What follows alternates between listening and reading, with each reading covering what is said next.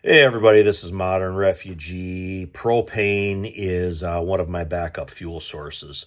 And not only do I use it day to day, if there would be some type of either short SHTF event or kind of medium term, like a few weeks type SHTF event, I would rely on propane. My generator is dual fuel. I can run regular fuel in it, but I prefer to run propane. Propane has a lot of advantages over regular gasoline. The main one being I can store propane much easier than I can store regular gasoline. I just have to have a way to move the cylinders around. And I prefer 100-pound cylinders for the larger stuff, like, larger cooking appliances and my generator. But there are some kind of nuances to different ways to hook these up. And the main thing is there's a couple of different valves that are on propane tanks.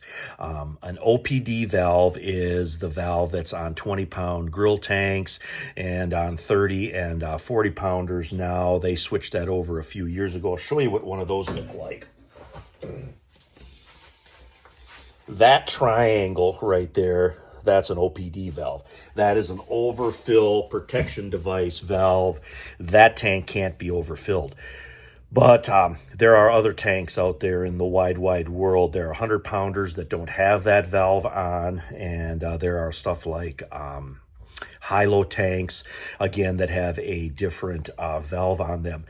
Just a little bit of context here. That 20-pound grill tank that I just showed you holds 4.5 gallons of propane. A 100-pounder holds 21 gallons of propane.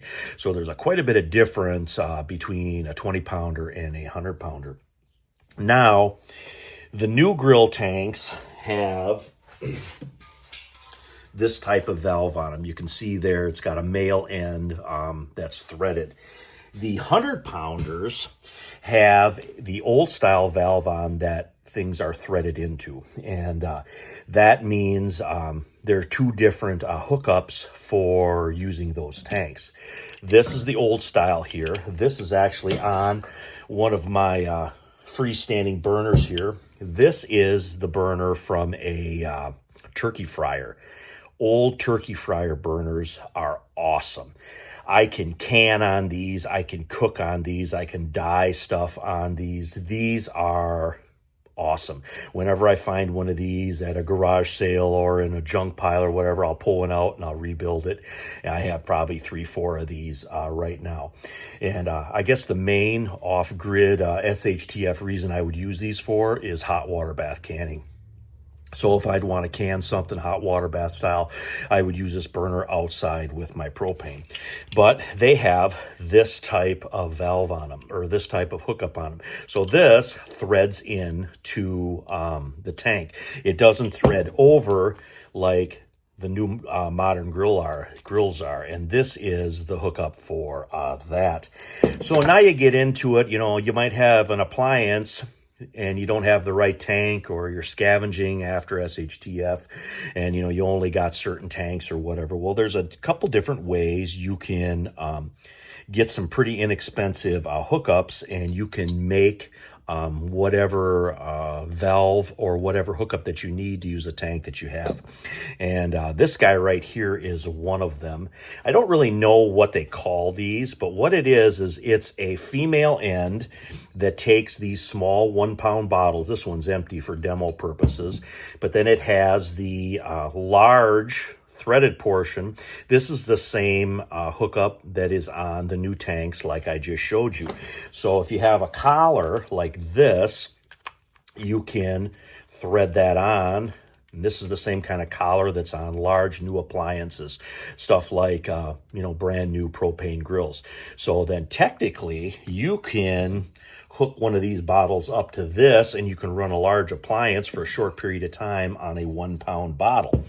And also, if you get a adapter like this, that is, again, it's the same adapter like the 1-pound cylinder. So this end is the same as this end, and you can thread that in Got a little more leverage on here. Come on. Now you're going to have a hookup that looks like this. Now this can thread into the old style tanks, or in my case, a 100-pound cylinder. But then I have this new hookup on there so I can use the newer, more modern appliances, stuff like this. I can put on to this right here. So then this setup right here, again, gives me a lot more versatility in the tanks that I can use. And I'm going to actually take the phone down here. I'm going to turn around. I'm going to go over and show you one of my 100-pound tanks and how I got it set up to run my grill, and show you how this guy works. All right, here is one of my 100-pounders that I have around for a rainy day. And the first thing I want to mention about 100-pounders is if you're transporting these and you're using these, you need to have one of these caps on top so you can protect the valve. Because if you knock that valve off a full tank, it's going to be a bad day all the way around. Also, I have a fire extinguisher. Whenever I'm running propane, I have a fire extinguisher around. That's just kind of common sense. But you can see here the threads that are threaded into this tank.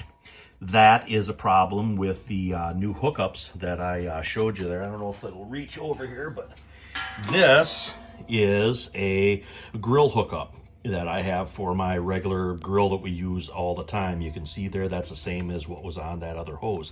Now, another thing that's very important, if you're running a large tank onto a smaller appliance or whatever, you have to have a regulator on there.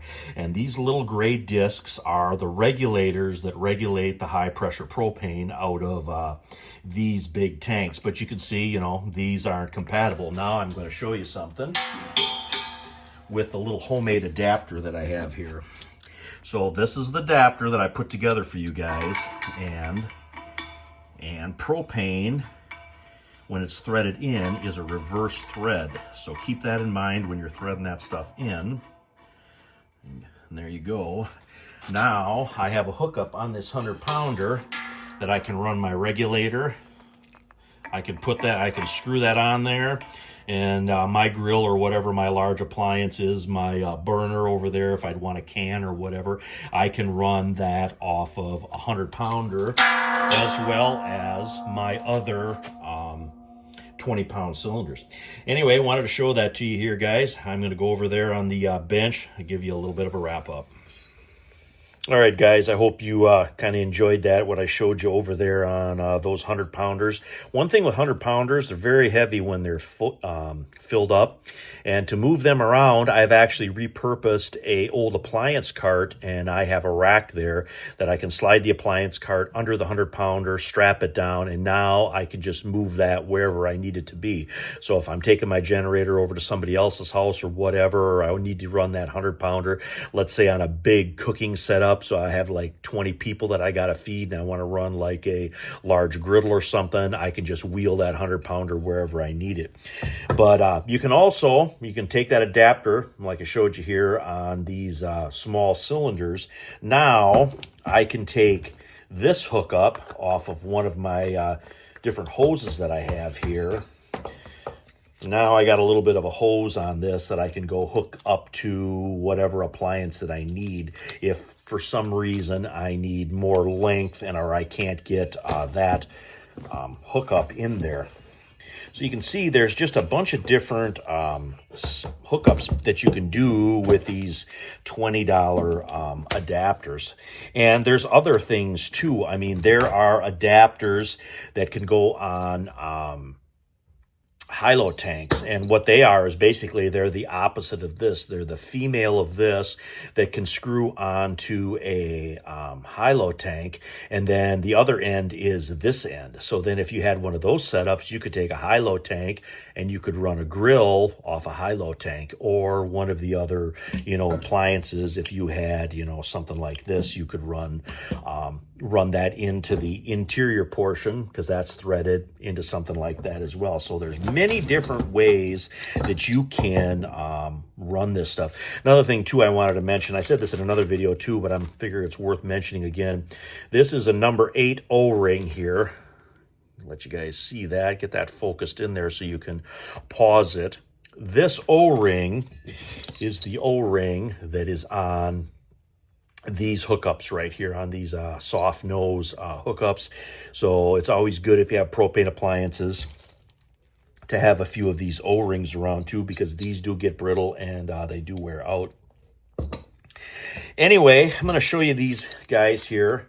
So basically this is a soft nose hookup on one end. I believe that's what they call these. And then this is a male tank hookup, like what these little 1 pound cylinders are. That's what this hookup is. And this one right here is the female hookup, where these 1 pound cylinders go into, and then the other end is the male hookup for the modern appliances, and this would be the female that threads onto this. And then I have different hookups on the end of these tubes or hoses. You can see there, that's a male hookup, and then there's another soft nose hookup. That's a male that goes inside the tank. So you can see here, I got a bunch of different hookups on just these couple of fittings right here. There's a different ways that I can run different propane tanks or whatever would be available kind of after an SHTF.